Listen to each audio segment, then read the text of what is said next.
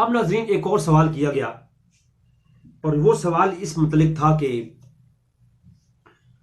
آپ اعلی حضرت نے کچھ فتویٰ دیا ہے، آپ اس کی مخالف بات کر جاتے ہیں، اور ڈاکٹر آصف علی صاحب نے جو بات کی ہے آپ کہتے ہیں ڈاکٹر صاحب کو برا نہ کہو، اور آپ حنیف علی صاحب کو برا نہ کہو، تو غفران سلی صاحب کی طرف آپ ساتھ دو، تو آپ تو ان کی بڑی تعریف کرتے ہیں۔ تو اس طرح کی گفتگو جو وہ گروپس میں کی گئی، اصل میں نے جو گروپس اپنے بنا رکھے ہیں ان کو میں نے کھلا چھوڑ رکھا ہے کہ جس کو دل چاہے وہ سوال کرے انشاءاللہ تبارک تعالیٰ، جب تک آپ کے من کا مفت راز نہیں ہوگا بندہ فقیر آپ کو دلائل کی روشنی میں جواب دے گا۔ اب زیادہ سوال کرنے والی افسوس کی بات یہ ہے کہ مجھ سے زیادہ سوال کرنے والے اپنے ہی مسلک کے لوگ ہیں، یعنی وہ اعلی حضرت کا نام لینے والے حضرات ہی زیادہ مجھ پہ سوال کرتے ہیں۔ تو ان کے لیے میں عرض یہ کروں تو میں جواب بھی انہیں پھر اصول فقہ احناف کی نظر میں دینے پڑتے ہیں۔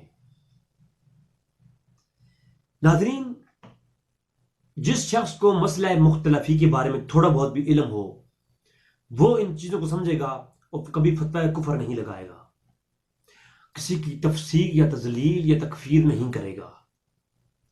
مسئلہ مختلفی، اور میرا ایک لیکچر ریکارڈ ہے جو کہ امام شافعی رحمہ اللہ کی کتاب الرسالہ، جو کہ ایک خط تھا جو وہ نکال لے کر گئے تھے ایک بادشاہ کی سوالات کے جوابات میں، اس خط کو ایک کتابی صورت رسالے کی صورت دے گی، اور آج وہ رسالہ اصول فقہ کا بنیادی کتاب کے طور پر جانا جاتا ہے۔ یعنی اصول فقہ جو ہے وہ امام شافعی کی جو کتاب الرسالہ ہے وہ آج ایک کتاب کی صورت بن گئی ہے۔ کون سی حدیث کو چھوڑا جائے گا؟ اگر ایک ہی عنوان پر بہت ساری حدیثیں موجود ہیں مختلف طرق سے اور مختلف متن کے ساتھ، تو کون سی روایت کو لیا جائے گا، کون سی کو ترک کیا جائے گا؟ تمام تر اس کتاب کے اندر انہوں نے وضاحت کر دی، میرا ایک پورا لیکچر اس میں موجود ہے۔ آج تھوڑا ہٹ کر کے میں مختصراً بات کروں گا۔ ناظرین ایک چیز سمجھ لیں، اگر یہ سمجھ آ گئی آپ کسی پر تنقید کرنے سے پہلے 10 بار سوچیں گے۔ میں ایک ایز بردر آپ تمام حضرات جو کہ طلاب علم ہیں ان سے یہ چیز شیئر کرنے جا رہا ہوں۔ مسئلہ مختلفی ہوتا کیا ہے اور اس کی لوازمات کیا ہیں، اور اجماعی مسئلہ کیا ہوتا ہے؟ دیکھیں، ایک چیز کو سمجھ لیں، ایک چیز ہوتی ہے اجماعی طور پر حرام یا اجماعی طور پر حلال، اس میں حکم اجماع ہوتا ہے۔ اب حکم اجماع کی مختلف لوازمات ہیں، آج کل انجینئر صاحب نے تو کچھ اور ہی اس کی ڈیفینیشن نکال دی ہے۔ پہلے دور میں یہ تھا کہ جس پر صحابہ کرام کہ بڑا گروہ صحابہ کرام کا جس مسئلے پر ایک اجماع جو ہے وہ جمع ہو جائے اس کو اجماع کہا جاتا تھا۔ یعنی ایک مسئلے پر زیادہ صحابہ کرام جس پر اپنی رائے کا اظہار ایک رکھ لیں، یعنی جس مسئلے پر زیادہ صحابہ جمع ہو جائیں اس کو اجماعی مسئلہ کہا جایا کرتا تھا۔ پھر بعد میں تابعین کا دور آیا، جس میں تابعین جس مسئلے میں جن کی رائے ایک ہو جائے اس میں اس کو اجماع کہا جایا کرتا تھا۔ پھر تابعین کے اندر ایک خاص گروہ ہوا، ان میں سے 4 بڑے گروہ بن گئے، تابعین 4 گروہ میں بن گئے۔ ان 4 گروہوں کو 4 گروہ اہل سنت یا وہ جو تابعین کا 4 اس پر مشتمل گروہ تھا، وہ جس چیز پر اجماع کر لے اس کو اجماع کہا جایا کرتا تھا۔ اور بعد میں اس چیز کو اس طرح متعارف کیا گیا کہ جس پر ائمہ 4 امام شافعی، امام مالک، امام احمد بن حنبل اور امام ابو حنیفہ رحمہ اللہ جس چیز پر اجماع کر لیں، اتفاق کر لیں، اس کو اجماع کہا جایا کرتا تھا۔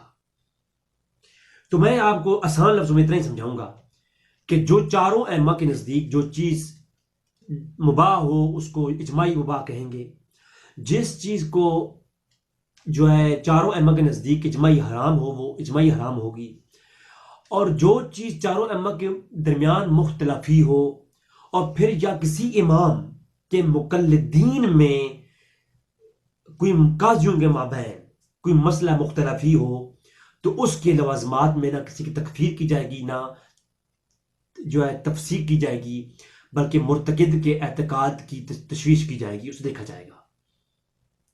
اب یہ علماء حضرات جو یا طلاب علم ہے فقہ اصول فقہ پڑھنے والے وہ بات اس کو سمجھیں گے۔ کیسے؟ میں سمجھاتا ہوں۔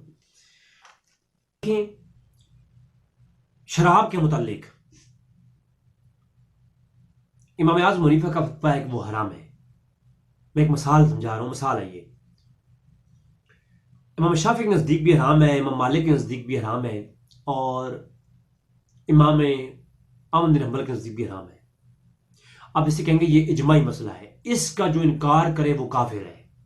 یعنی جو اجماع کا انکار کرے، مسئلہ جو اجماعی طور پر ثابت ہو جو مسئلہ، اس کا جو انکار کرے وہ کیا ہے؟ وہ کافر ہے، مرتد ہے. یہ اصول فقہ کی بات بتا رہا ہوں. اور جو شخص جو مسئلہ مختلفی ہو، یعنی امام مالک کی رائے کچھ اور ہو، امام احمد بن حنبل کی رائے کچھ اور ہو اس مسئلے میں، اور امام ابو حنیفہ کی رائے کچھ اور ہو.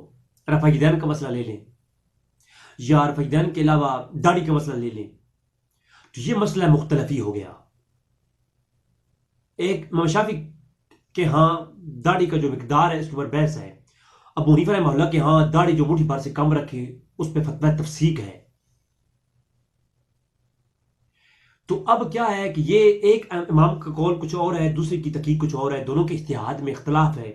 اب یہ مسئلہ مختلفی ما بین ائمہ اربعہ ہے، تو اس کے اوپر کسی کی تکفیر نہیں کریں گے. جو داڑھی مٹھی بھر سے کم رکھے وہ اپنے موقف لکھتا ہے، ٹھیک ہو سکتا ہے، اس کی ہم تکفیر نہیں کریں گے. اور جو مٹھی بھر رکھنے کا جواز رکھتا ہے وہ بھی حق پہ ہے. ٹھیک ہے، جو اس کی جواز کا قائل ہے وہ اپنے جو اس کے مقتدی ہیں، وہ امام اپنے مقتدیوں کو اپنے امام کے قول کے تحت پیروی کرنے کا حکم دے گا. جو رفع دین کرنے کے اچھا کہ رفع دین کے اوپر تو آپ کو پتہ ہے حناف کے ہاں بڑے بڑے ائمہ نے کتابیں لکھی کہ رفع دین پر دونوں طرح کے دلائل موجود ہیں. جو رفع دین کرتے ہیں وہ بھی حق پہ ہیں، جو نہیں کرتے وہ بھی حق پہ ہیں. کچھ لوگوں نے اس کے اوپر منسوخ ہونے کی باتیں اور اختلاف کیا، ورنہ حناف کے اندر ایک بڑا گروہ ہے جو تھا حنفی، لیکن جب عرب میں آتا تھا یا جو شافیوں کے پیچھے نمازیں رفع دین کے ساتھ پڑھتا تھا حنفی لیکن نماز رفع دین کے ساتھ پڑھتے تھے. یہ میری بحث نہیں، انشاءاللہ پھر وہ میں دلائل کی روشنی میں کتابیں بھی پیش کروں گا. اب ہے مسئلہ مختلف ہی ہے، جو کر رہے ہیں وہ بھی حق پر ہیں، جو نہیں کر رہے وہ بھی حق پر ہیں. تو یہ مسئلہ مختلف ہی ہوتا ہے، اس طرح کے اختلافات ہو جاتے ہیں. آپ دیکھیں خضر علیہ السلام کو کوئی نبی مانتے ہیں، کوئی ولی مانتے ہیں، یہ مسئلہ مختلف ہی ہے ائمہ کے یہاں. لہٰذا اس کے اوپر کوئی تکفیر یا تکفیر نہیں ہو سکتی، تفسیق ہو سکتی ہے. وہ بھی مرتکد کے اعتقاد کو دیکھ کر کے، وہ بھی اصول آگے بیان کروں گا. پھر آگے آپ چلیں، پھر آ جاتا ہے مقلدین میں.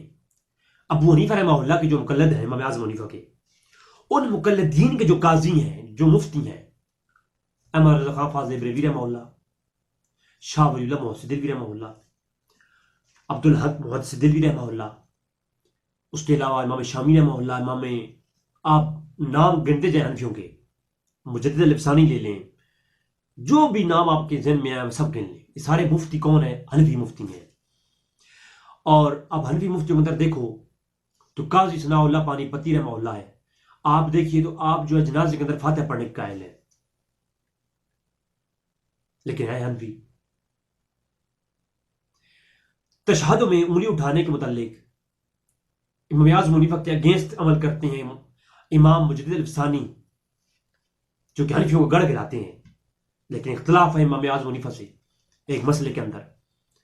تو یہ کیا ہے؟ عبداللہ مبارک کا اپنے کئی مسائل کے اندر ابو حنیفہ سے اختلاف ہے، امام بخاری کا ابو حنیفہ سے اختلاف ہے، امام مسلم کا امام بخاری سے اختلاف ہے. میرے کلپ گھنٹوں کے اپلوڈ ہو چکے ہیں اس عنوانات پر. تو اختلافات کے اندر گالیاں گلوچ نہیں ہے، یہ ڈرامہ نہیں ہے جو آج کل جو ظلم عوام ڈاکٹر آصف جلی صاحب کے ساتھ کر رہی ہے اور حنیف قریشی صاحب کے ساتھ کر رہی ہے، غفران سلوی صاحب کے ساتھ کر رہی ہے. یہ جو اختلافات ہیں علماء کے ہمیشہ رہی ہیں، ان پر علمی گفتگو کی جائے، گالیاں گلوچ نہ کیا جائے، اور فیس بک کے مفتی اپنی زبان چپ بند رکھیں تو بہتر ہے. ناظرین، یہ بات ہے مسئلہ مختلفی کی.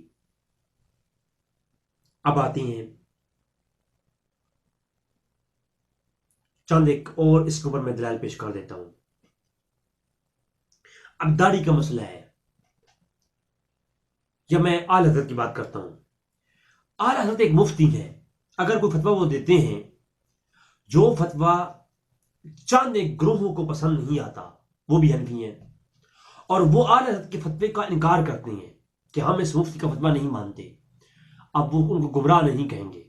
کسی ایک اصول فقہ کے اندر یہ کوئی نہیں ہے کہ ایک مفتی کی رائے سے آپ انکار کریں گے تو آپ کافر ہو جائیں گے، آپ مرتد ہو جائیں گے، یا آپ فاسق ہو جائیں گے، فاجر ہو جائیں گے، ایسا کوئی فتویٰ نہیں ہے۔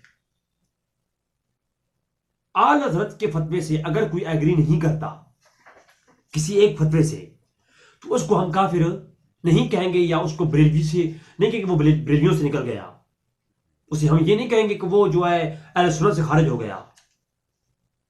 تو لہٰذا میں اسی لیے کہتا ہوں کہ دیوبند کے ساتھ ہمارے اختلافات اپنی جگہ پر موجود ہیں، لیکن یہ نہیں کہ ہم ان پر ایسے بلیم شروع کر دیں جیسے کہ جہلانہ طور سے لوگ کرتے آئے ہیں۔ تو کسی ایک مفتی کا جو فتویٰ ہوتا ہے، اگر وہ کسی کے علم سے، اسے علمی اختلاف ہے اس فتوے سے، وہ اپنے دلائل پیش کرے گا، تو یہ مسئلہ مختلفی ہو جائے گا، اور مسئلہ مختلفی میں مرتکد کے اعتقاد کو دیکھا جاتا ہے۔ اگر مرتکد جواز کا قائل ہو تو وہ اس کے لیے جائز ہوگا، اگر عدم جواز کا قائل ہوگا تو وہ پھر اس کے لیے ناجائز ہوگا۔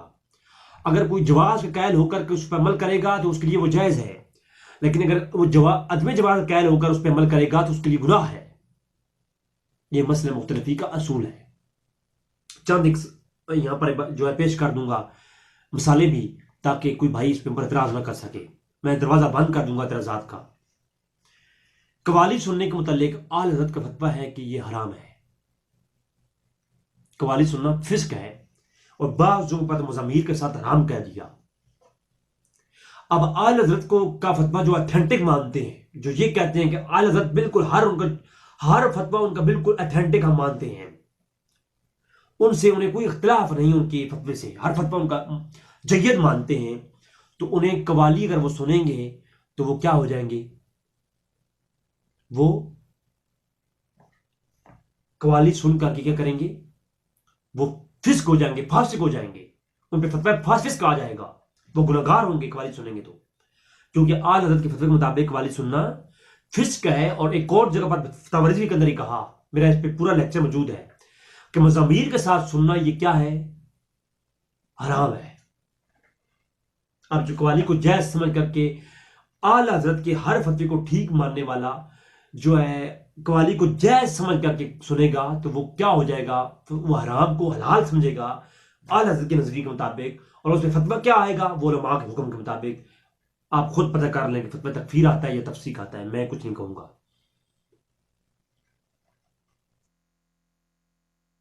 اعلی حضرت کے ساتھ اختلاف آ گیا۔ اچھا، عبدالغنی نابلسی رحمہ اللہ تعالی، انہوں نے پوری کتاب اس عنوان پہ لکھی کہ موسیقی کے جواز پر، گانے کے جواز پر بخاری مسلم کی روایات کے ڈھیر لگائے ہیں، اور وہ قوالی سننے کے جواز کے قائل تھے عبدالغنی نابلسی شریعت کے ساتھ، تو اعلی حضرت کہتے ہیں نجائز ہے۔ اب اعلی حضرت نے فتاوی رضویہ میں جا بجا عبدالغنی نابلسی کا جہاں ذکر کیا ہے، ان کو عارف باللہ کہا ہے اور رحمت اللہ تعالی علیہ کہا ہے۔ اعلی حضرت فتاوی رضویہ میں کہتے ہیں کہ قوالی سننا فسق ہے، اور پھر اسی فتاوی رضویہ میں عبدالغنی نابلسی کو عارف باللہ بھی کہتے ہیں۔ اور عبدالغنی نابلسی کون ہے جو قوالی کو جائز کہتے ہیں؟ اب عبدالغنی نابلسی تو اعلی حضرت کے فتوے کے مطابق ہو گئے فاسق، کیونکہ اعلی حضرت تو کہتے ہیں قوالی سننے والا فاسق ہے۔ عبدالغنی نابلسی جو ہے ان کے فسق کے فتوے میں آ گئے کہ نہیں آ گئے؟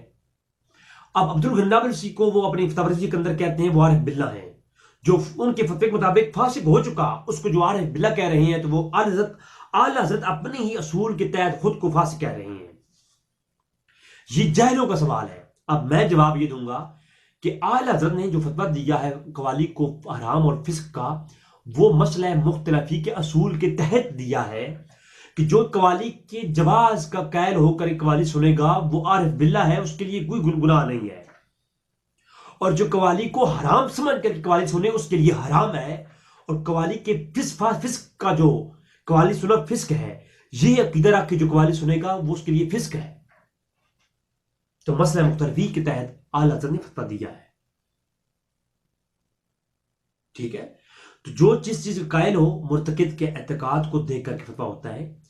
اگر ڈاکٹر جلالی صاحب فاطمہ سلام اللہ علیہ کے متعلق جو ہے جس متعلق ان کا عقیدہ ہے خطائے اجتہادی کا، تو یہ کیا ہے، یہ ان کے لیے جائز ہے.